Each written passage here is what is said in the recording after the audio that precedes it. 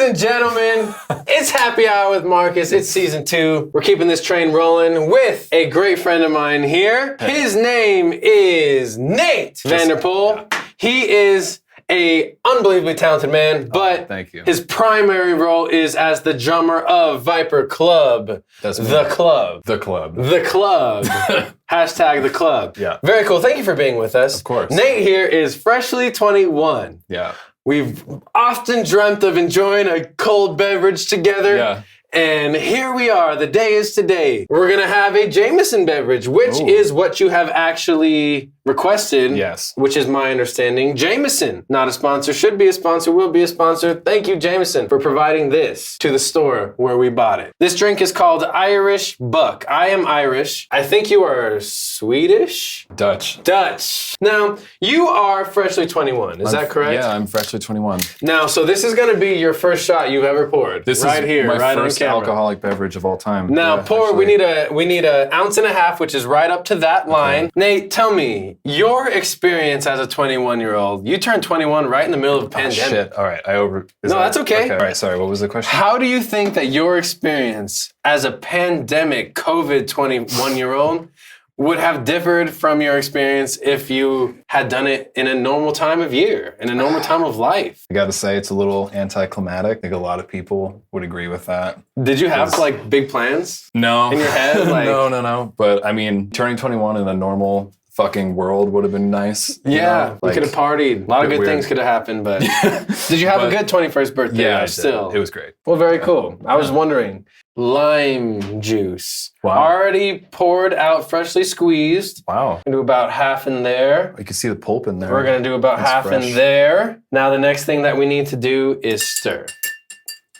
Stir master. So how many instruments do you play, if you had to say? Well, there's like two categories. There's like, how many do I play and how many do I play well? How many do you play? Drums, guitar, I fake it on bass, and I fake it on piano. So there's 4. But piano is just kind of the same thing with organ. And Cowbell? Cowbell, yeah. That is a separate instrument. That's its own thing. That's like you need to be like a pro to do that. Now, the next thing that I need to do, I believe, is ice this bad boy. I hate doing this. Perfect. Ice that. Ice Coliseal that reach shit. around right here. How many did you put in? About this much. About Maybe one like more? 8. I'll do like a little more. We don't want to waste good ice here. No. That's looking pretty hot. Last step. Crack open your Canada Dry, and we're gonna pour. Oh, could I get the whole thing? Dude, I think we can drain these bad boys. There we Now go. that's fucking hot. Last Look at step. Take the lime, put it on the side, and we have at that. ourselves an Irish Buck. Timo, please enter the scene. As is tradition, Communion. we shall take this. Cheers. That's dangerous pretty, as well. Pretty tasty. That is very, very, very good, actually. I like how it's not too like sweet. I'm not quite a whiskey guy. However, you can't even taste the whiskey.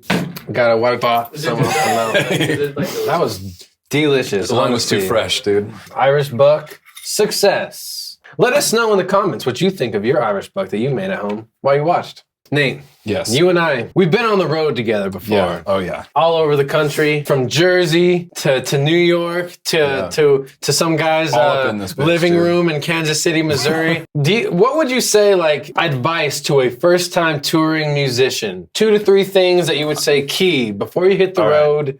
Do this. I'm gonna go Nate's 3 tips to success on the road. Okay. Number 1, don't have a peanut allergy. Don't have a peanut allergy. Avoid that. Yeah. If you have a peanut allergy, just go home. You're not gonna survive. All we eat is peanut butter sandwiches. And nothing else on that damn sandwich. If you put jelly on that sandwich, get your ass off the bus. You're meant for this life. Number 2, get used to flipping your underwear inside out. I mean, Honestly, that's real shit. Keep it a buck. Keep it a buck. just get some thick undies. This, I would imagine, I've never been a female before, but I imagine it still works. Just get some thick undies to keep it like kind of sanitary.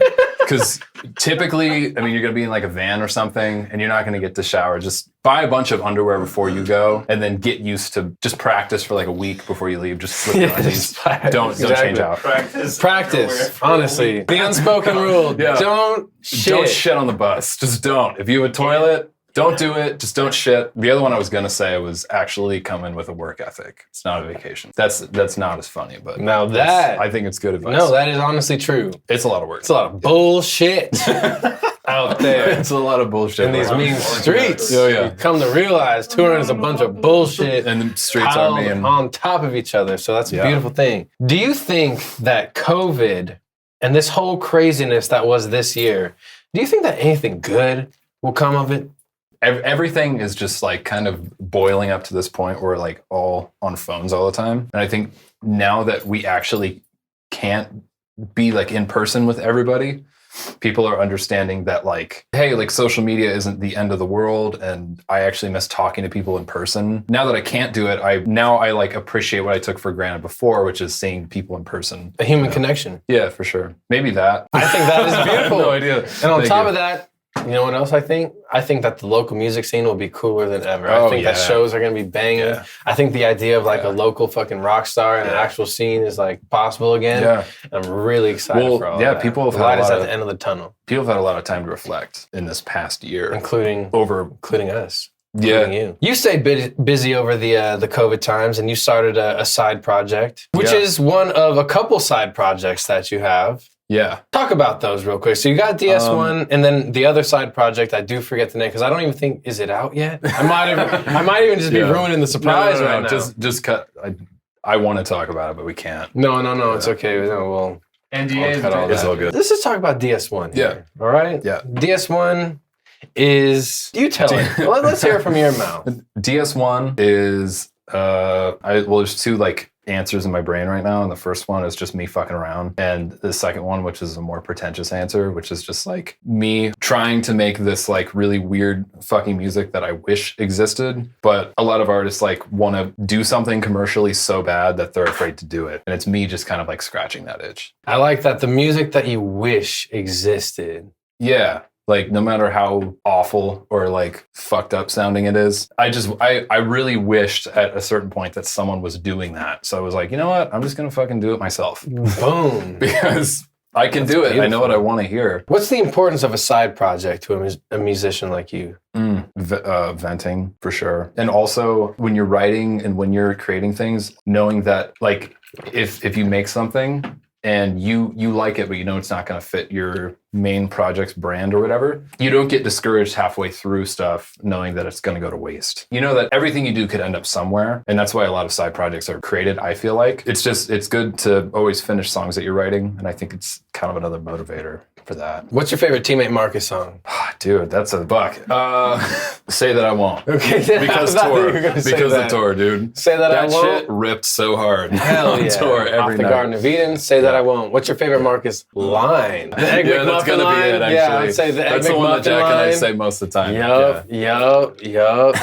From We Early Out morning Here. Egg McMuffin. Early Morning Egg McMuffin. Yeah. That's a classic Yeah. line. That is a freaking classic line. That's gonna be my favorite. What is your end goal ultimately? Obviously, it's easy to say, I want to be a musician. But realistically, if you looked into your crystal ball, like where do you see yourself in the next 10, 15 years? Is it as a rock and roll band member? Is it as a songwriter? Is it as where do you see that you're gonna get your bread and butter at some point? Probably a songwriter, but I like doing like visual art and like brand stuff for people. And actually, that's one of the ways I've been keeping busy during the pandemic is like talking to people about their brands and like making stuff for them. I like doing that a lot, but probably songwriter is where I'd want to end up. I'd be fine writing Me too. stupid songs for other people to play that I'm like, I couldn't pull off because that'd be fun. you Yeah, know? hell yeah. Just We were write this just talking ridiculous today. song and, see someone else give life to it. Would be Heck awesome. You write it and then you give it to someone else. That's awesome. That'd be an awesome gig. From all of us here at Happy Hour with Marcus, this was an Irish buck, and it was delicious. It was delicious. Cheers, and we will see you next week, Friday at 5. Cheers, boys. That looked very not comfortable for you. Oh.